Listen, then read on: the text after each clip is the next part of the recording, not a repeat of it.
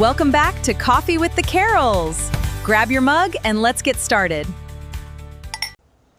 So Joel came up with this great idea that we're going to do Coffee with the Carrolls because every single day we sit down and we have conversations about technology and the world and the things we experience and the companies that we interact with and what's cool and what's interesting and past technology and everything in between. So in fairness, you said we should record it because I don't stop talking about because everything is content and you don't stop, and this happens multiple times every single day. So InfoComm is upon us. We're headed out tomorrow.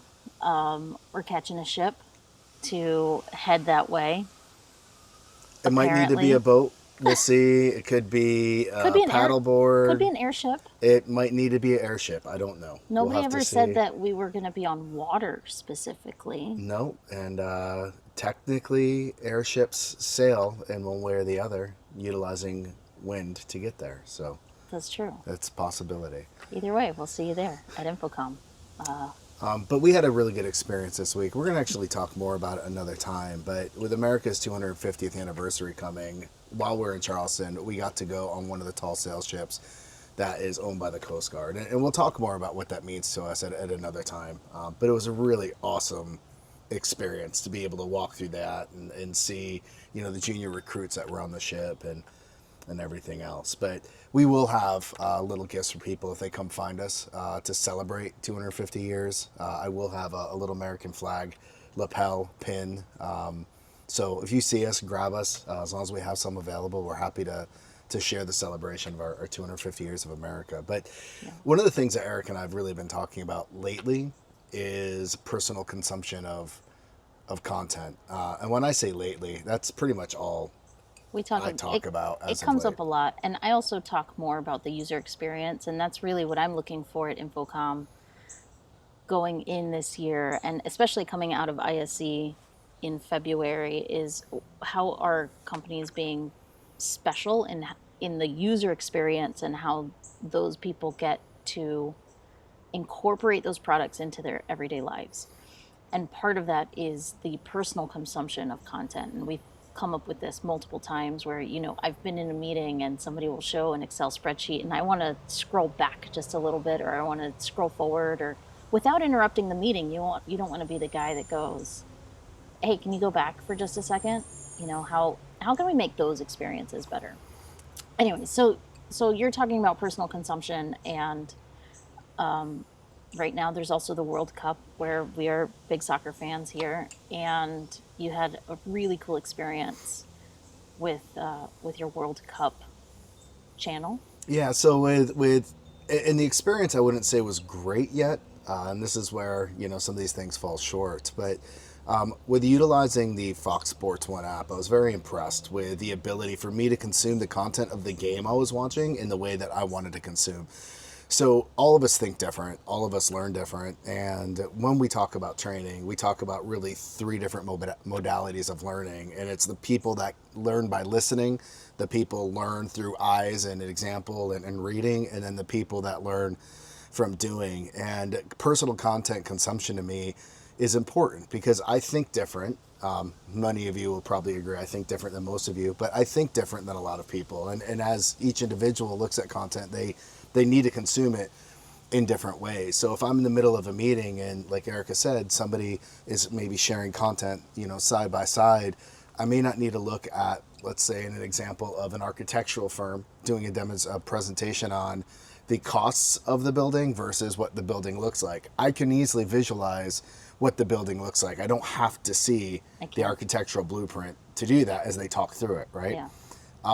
But looking at the finances of what that's going to cost and how that's going to go together, that is harder for me to visualize without having those numbers in front of me. And Erica, I believe, you're very different in that, right? You want to look at I need to see the thing and the look and the feel and everything. So if I'm in a meeting, awareness. Yeah, the spatial awareness. So if I'm in the middle of a meeting, and again, we'll go back to this architectural type concept, I want to be able to I just want to see what the costs are. I want to see what this is going to look like, what the total run of the building costs are, what the project management costs are, what labor costs are. I just want to see that. That's really important to me in those types of meetings. Erica's in the same meeting. She may want to be able to just see the architectural side. We look up on the screen in front of us, and what do we see? Two images, smaller, side by side, a little more difficult. So one of the things I'm really looking forward to at InfoComm this year, and I think last year I saw a company that was starting to do this. I don't remember who it was actually, but when each person shares content up into a device, and it doesn't matter to me if it's wireless or if it's wired or however the content gets to the display. I'm not worried about that. What I'm worried about, most interested in, is how I can see that content. Can I just select the thing I want to see? So in this case, can I just select the spreadsheet that shows the finances? Can Erica just select the blueprint that shows the look and feel of the space? And if there's something out there that we're missing, definitely let me know. But I think that becomes more and more prevalent, like the World Cup yesterday. When I was watching all of the games, and you're looking at it through the app, I could select camera views, and I could select which camera views I wanted. So did I want to look at the overall entire field? Did I want to just look at A particular team. a particular team's camera that's just showing the coach, right? Yeah. Which was interesting. So in the game with Japan, it was pretty cool to actually just see the coach from Japan and put up also the coach from Netherlands and to have those side by side. Yeah. That was pretty neat. But then also get out of that and switch out of that when I want to see the entire commentary. But was also kind of unique to me. I could see statistical information about the game as it was going on in a sidebar. And I could choose or choose not to do that. And when I did choose to do that, it didn't really affect everybody else in the room. Everybody else at that point was Erica. Because it was just a small space. But how awesome would it be if I had that Fox Sports app actually on my device sitting in front of me? I could actually do it right there. So those are the types of things I'm really looking for, is what can I do to personalize that content that's coming in a meeting for me, so I can understand, so I can ask good questions. You had a concept, because there's a different issue we have to deal with. We right now deal with the physical aspect, and that's what we're talking about, right? What we see. But you talked about another aspect, and what is that dimension that you also talked about? Time. What? Oh, yeah. Time. The concept I'll remind of time. you. Time. Yeah, thanks. Okay. Yeah. So I think there's an interesting theory here around how people consume things. And again, not being the person in the meeting that says, hey, can you go back for just a second?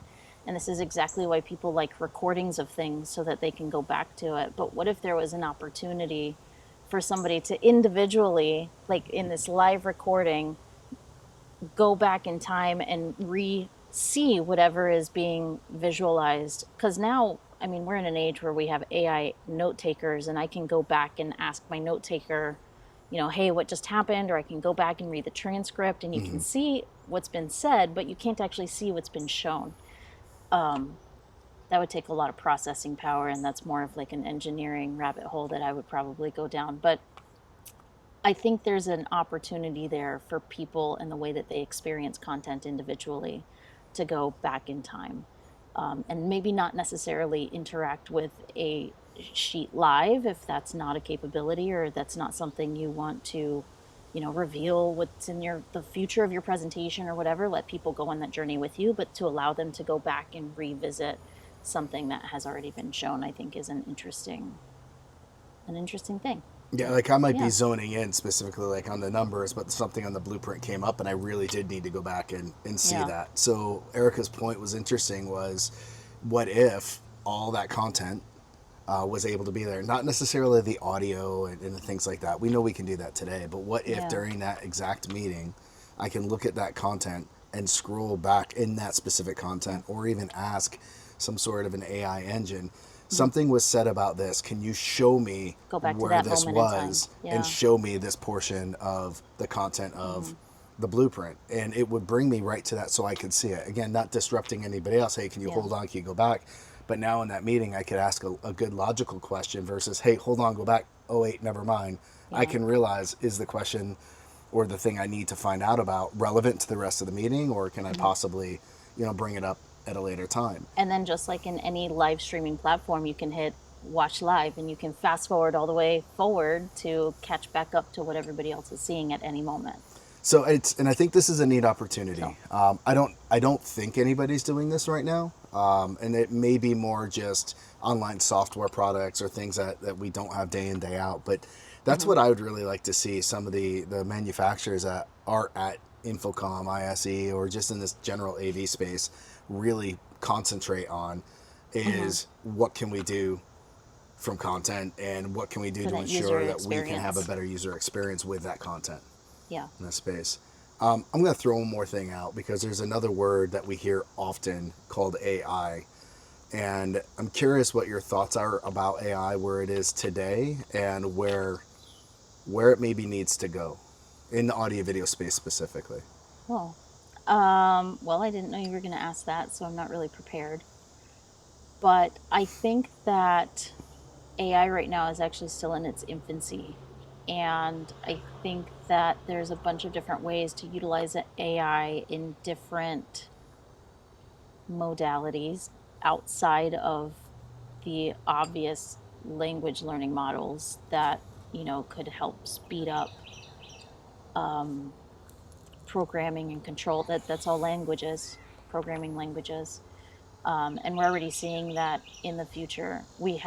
There's a company that we spoke to that talks about agentic AI and creating agents within your company. Specifically, he works with integrators. That's Clayton you're speaking about, right? Yeah. Yes, yeah. And that's AV Codex. So they build agents that help you with your internal systems. It would be a first line of support, or it could be the first leg of design, or any. Obviously, at the tail end of whatever that output is, you'll need some sort of human intervention. But having that agentic support could lower your costs and speed up your time of deployment. So I think it's cool to see where we're headed. I think there's a lot more education that has to come through about AI and what it's capable of. And I think the biggest hurdle we're going to have to cross is people aren't naturally going to want to learn, right? Everybody is not a lifelong learner. Like, I seek out learning new things. And somebody may have an interest in it, but maybe they're not going to seek it out and want to do it on their own time, especially if it's for their industry or for the company that they work for. So if companies really want to lean in that direction, finding the time to get their employees trained helps in a multitude of ways, not just in their own personal and professional development and workforce development in general, but I think it would help with workforce retention as we look to the future. Yeah, and I feel very much the same, but I do have a slightly different perspective just from some of the questions people have asked, right? And it's when is AI ready? Like, when is it good to have AI in a space? And right now I see a lot of posts that are out there and they're concerned that when they get to InfoComm this year, it's going to be all about AI. And so for me, AI is going to be ready when in prime time, much like the good old days when, HD and then UHD came out in our space, when it's no longer just a marketing term, but it actually has deep rooted benefits and value to the thing or people that it's serving. And what I mean about that is technology always is a barrier for people. The HOA, for example, that we volunteer at for our RV park.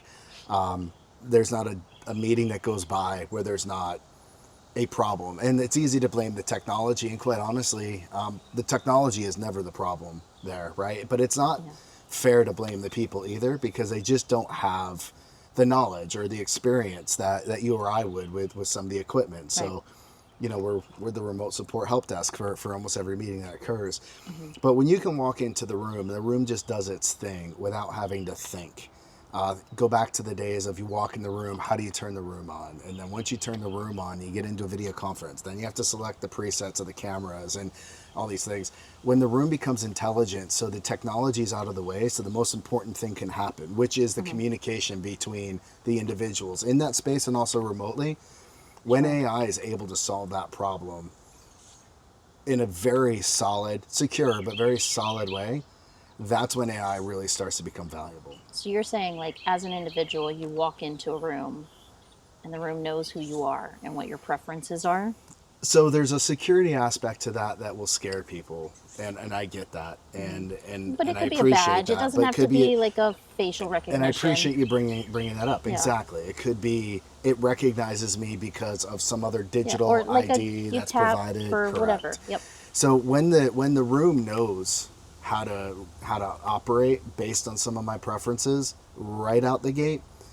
And I'll take it one step further. You now walk in the room, and we have to make some compromises. So when I walk in the room, I want the light a certain way. I want the temperature a certain way. I want the, let's say, You want the display shades on. down. I want the shades down. I like to work in more of a dark environment. But when you walk in, maybe you like the sun. Maybe you like to see outside. Maybe, and it's not a maybe, I know this, you like it to be a little bit warmer than I would in these spaces. So when that room can become intelligent, so both of us can have the utmost of comfort and have the easiest way of being able to present content. And my content could be selected, and over time, maybe I don't have to even worry about the switching, because the AI of the space has the ability to literally go, Erica goes, hey, I would like to show something. Yeah, go ahead, put it up. And as soon as it notices that Erica's device or something else came up from Erica in the room, it goes up. Hey, let me show this side by side with you. And it automatically is able to do that. And then Erica can still be connected to the room, but then say, hey, okay, I'm done with showing. Let's keep going with your portion of the presentation, have it keep functioning. When AI can actually remove the technology barriers that we have gotten a lot of support calls for, I think that is the first steps to real good success. And I'm not talking all the other great stuff, right? There's a lot of great stuff with AI for looking at the analytic data and providing us real true, powerful information about how the space is being used and how often it's being used and the people and all of the things. But when the room is able to function without human interaction, I don't think we're that far off from that. Yes, scary, but also I think it empowers people. So the first 10 minutes of walking into the room isn't, does anybody know how to turn this on? How do you make this work? It alleviates the phone calls that are, consistent over and over. And that's just one example that's floating around in my crazy So, head. as you're talking about that, I'm thinking about at what point is it called AI, or is it just programming and triggers that That's fair. are actually signaling the things to happen in the room? Well, maybe it's on us as an industry to train our own industry. What is the difference? Because there's a lot of things out there, and I, Bradford Ben and I love the guy, and we've talked about some of this before, and some of the things Yeah. I'll talk about, and he's like, but that's not AI, Yeah. right? That's through programming, That's just and triggers, programming. and he's Because absolutely that's absolutely exactly what I right. hear is like Yeah. voice control, like Yeah. tapping in, that's a trigger. Exactly. And so maybe it's really upon us as an industry to train our own industry. What is AI and what's not? And then the value to that is manufacturers can even take part in this. When you walk into a space and you're going to sell something to that end user, you're able to, take down those barriers right away that they put up. Well, we're not using AI in our space. And having that delineation of what is and what isn't. Maybe AI is what created the programming, much to your Sure. point, that allowed some of those things to happen, but then the room's functioning based on said Sure. program or things that were built. So, Or it could be an AI that actually does learn your preferences. Once you have tapped in and you set everything that you want, it recognizes over a series of meetings right. what you prefer room to room. And that technology's there. I mean, Sure. it is there. There's no reason this technology can't actually do all the things we're talking about Of course. today. But there is a level of security, there's a level of responsibility that I think us as AV professionals, the industry, IT, government, all need to take on.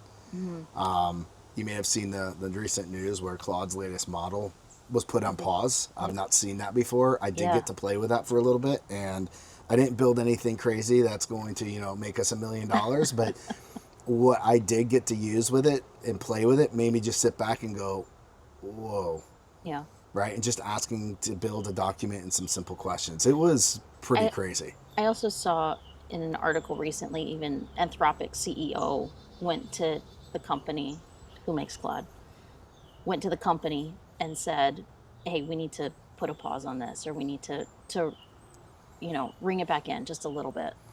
Yeah, I think it's scary Yeah. what's out there, but I'm really interested to hear what other people think about what's going on with it. I mean, unchecked, it's a problem. So in this conversation about AI, I will say that there have been, I think maybe I've seen 2 actual photos from InfoComm.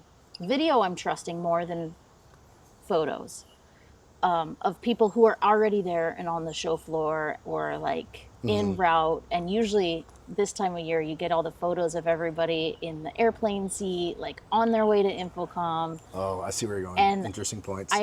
I'm a little bit disheartened by the amount of AI that's being used to show our collective experience as an industry. Yeah, look, I'm helping out with that Yeah, too. you are. I can't say too much about it.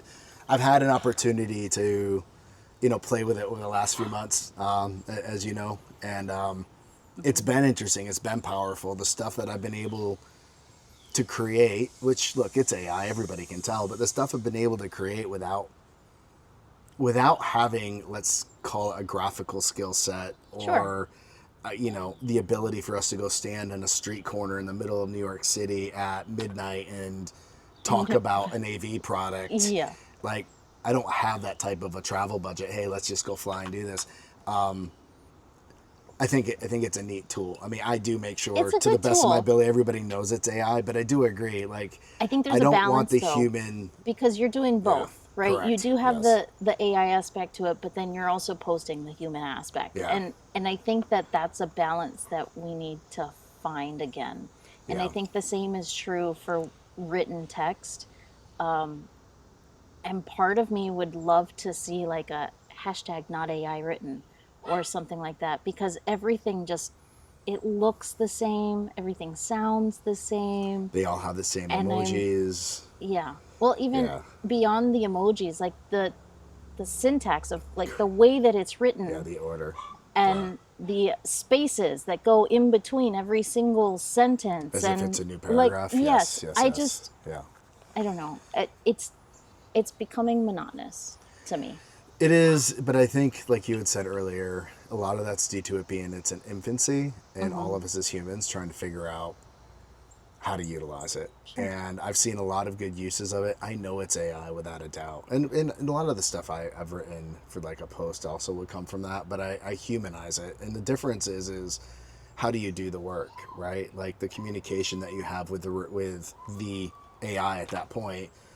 I communicate with it. I give it directions. I ask it. Right. I give it feedback back and forth, and then I take that and then I go and I write it more in my own style, and that's important. But it's been valuable for me because that is not my forte, writing a lot of course. these things. And I remember, I've written long documents before, and the amount of time and effort that it would take me to put into it was huge, right? A writer, maybe not so much. So I think that what you're describing is an important step that a lot of people are missing when they use AI as a tool for writing.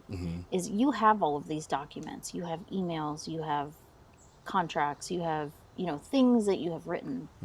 Are you preloading those into your AI so that it can learn the way that you structure sentences It's a and good the way that question. you speak? I'll do like emails and things of that nature that would be what I would call personal. I don't put anything in there that would be confidential, regardless if I even go and tell the AI not to, read it and remember it.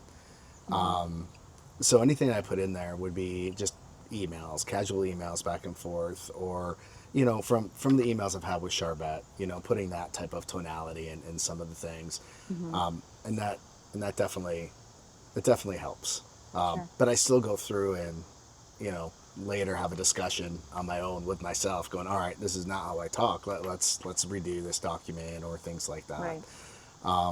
But again, it's not something I use on that front every single day. But when it comes to the larger documents where I know it could take me weeks, months to get done, it does give me an assistance with, creating some of the framework. But the framework all comes from my head. It's not framework where I just go, hey, give me a blah, blah, blah about blah, Right. blah, blah. Well, that's slop in, slop out. You want to make Correct. sure that whatever Correct. you're doing, I see AI very specifically as an intern. Like you have to give it all very 100%. specific instructions Absolutely. as to what you want the output to be. And even when you do that, you don't get the output. Like you've seen me create Yeah. 8-second, silly little video that I'm going to do, and how many Right. hours do I put into 8 seconds?